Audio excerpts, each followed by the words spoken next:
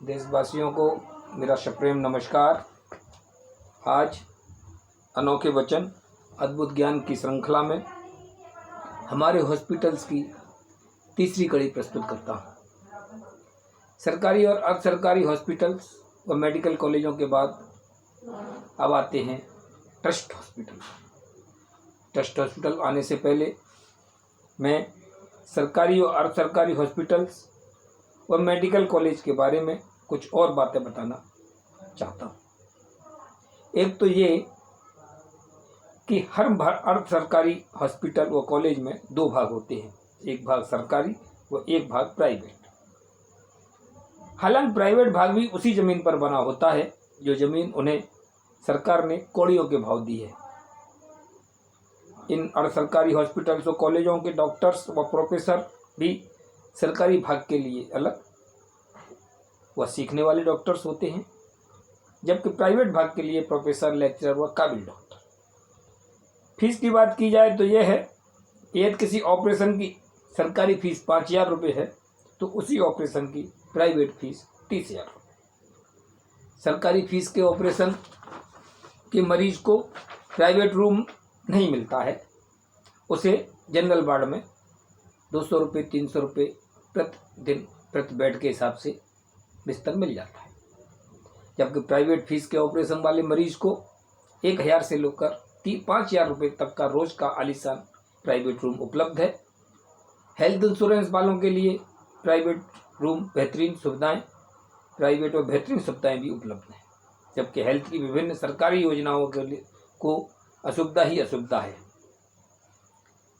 जबकि ये हॉस्पिटल सरकार की इन मरीजों का इलाज पूरी सुविधायुक्त इलाज का पैसा वसूल करते हैं।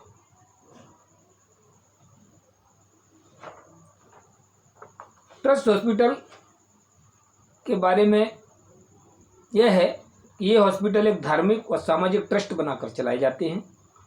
ट्रस्ट के माध्यम से इन हॉस्पिटलों के संचालक न केवल सरकारी सहूलियतों का फायदा उठाते हैं बल्कि देश व विदेशों से काफ़ी डोनेशन भी प्राप्त करते हैं। यह हॉस्पिटल दिखावे के लिए तो ट्रस्ट के होते हैं, लेकिन इनके सारे क्रियाकलाप एक प्राइवेट हॉस्पिटल की ही तरह होते हैं। हाँ, इतना अवश्य है कि ट्रस्ट के नाम पर भोली भाली जनता इन हॉस्पिटलों के छलावे का शिकार अवश्य हो जाती है। इन हॉस्पिटलों में ओपीडी में डॉक्टरों की फीस उतनी ही है जितनी बाजार में बैठे प्राइवेट प्रैक्टिशनर्स की फीस।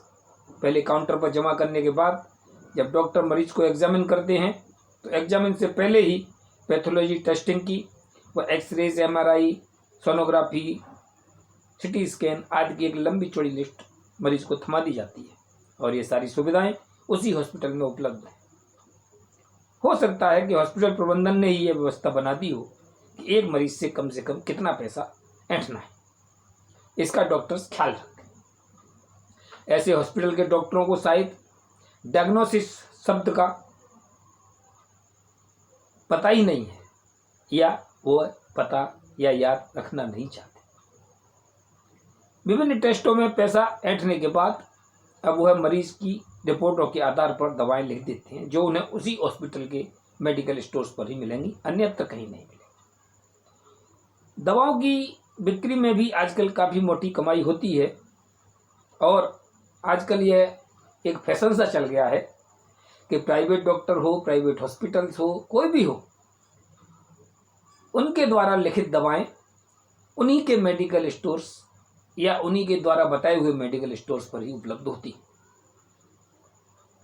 कोई विशेष ऑपरेशन की बात आती है तो फिर उस मरीज को उस डॉक्टर्स द्वारा प्राइवेट हॉस्पिटल जैसा ही खर्चा बता दिया जाता है। अब अगर प्राइवेट हॉस्पिटल की बात करें तो ये हॉस्पिटल या तो किसी एक डॉक्टर्स द्वारा या 4-5 डॉक्टरों के ग्रुप द्वारा बनाए जाते हैं और चलाए जाते हैं। इन हॉस्पिटल्स को बनाने में पैसा भी बहुत लगता है, लोन भी लेना पड़ता है और सभी खर्चों की भरपाई के लिए सिर्फ और सिर्फ मरीज का महंगा नैतिक व अनैतिक इलाज ही है, जैसा कि मैं पहले भी बता चुका हूँ।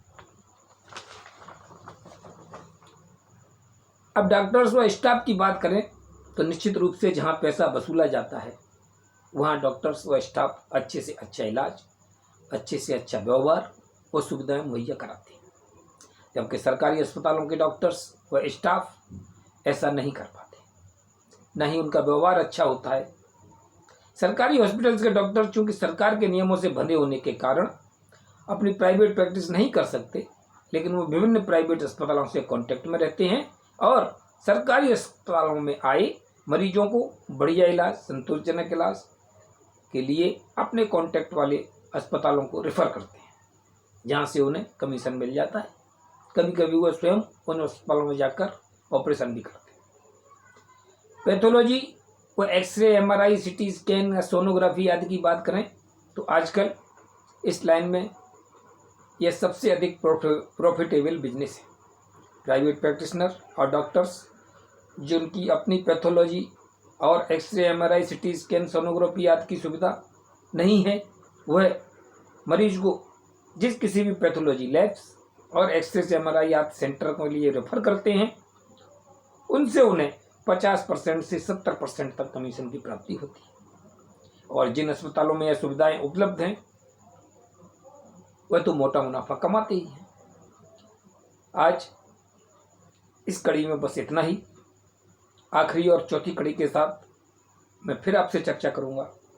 तब तक के लिए जय हिंद। अगर आपको मेरा विषय और मेरा लेख पसंद आए तो कृपया मेरे चैनल अनोखे वचन और अद्भुत ज्ञान को सब्सक्राइब करें, लेख को, वीडियो को शेयर करें, लाइक करें। धन्यवाद।